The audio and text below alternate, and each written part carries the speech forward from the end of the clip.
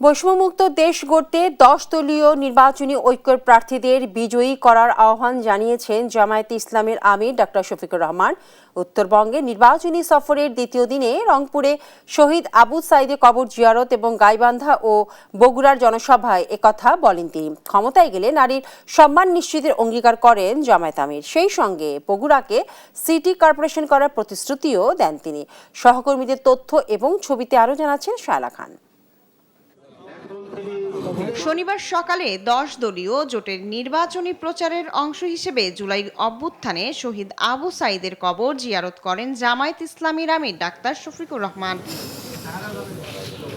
বলেন, প্রয়োজনে দেশের জন্য আবু সাঈদদের মতো জীবন দিতে প্রস্তুত জামায়াতে ইসলামী। যেভাবে আবু সাঈদরা বুক পেতে দিয়েছিল, দেশের জন্য ওইভাবে বুক পেতে দিতে রাজি আছি। সবচেয়ে বড় সুযোগ সুবিধা হলো আমরা তাদেরকে আমাদের মাথার তাজ করে রাখবো ইনশাআল্লাহ। পরে গাইবান্ধার পলাশবাড়ির সমাবেশে অংশ নেন জামায়াত আমির। বলে, নির্বাচনে 10 দলীয় নির্বাচনী ঐক্য বিজয়ী হলে চাঁদাবাজ মুক্ত দেশ গড়ার পাশাপাশি উত্তরবঙ্গকে কৃষিভিত্তিক রাজধানীতে পরিণত করা হবে। উত্তরবঙ্গে একাধিক কৃষি বিশ্ববিদ্যালয় হওয়া প্রয়োজন।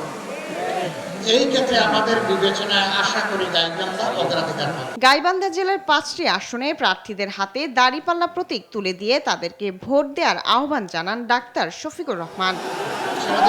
পরে বগুড়ার মোকামতলা ও আলতাফুন্নেসা খেলার মাঠে জনসভায় বক্তব্য রাখেন জামায়াত আমির। ক্ষমতায় এলে বগুড়াকে সিটি কর্পোরেশনে রূপান্তরের প্রতিশ্রুতি দেন তিনি। দুর্নীতিমুক্ত রাষ্ট্র চাই, সবার জন্য বাংলাদেশ চাই। সেই বাংলাদেশ নিশ্চিত করতে হলে আগামী নির্বাচনে গাইবান্ধার 5টি আসনে আপনারা দাঁড়িপাল্লাকে নির্বাচিত করবেন। সরকার গঠনের সুযোগ পেলে নারীর সম্মান নিশ্চিতের অঙ্গীকারও করেন জামায়াত আমির। শায়লা খান, নিউজ ডেস্ক, দেশ টিভি।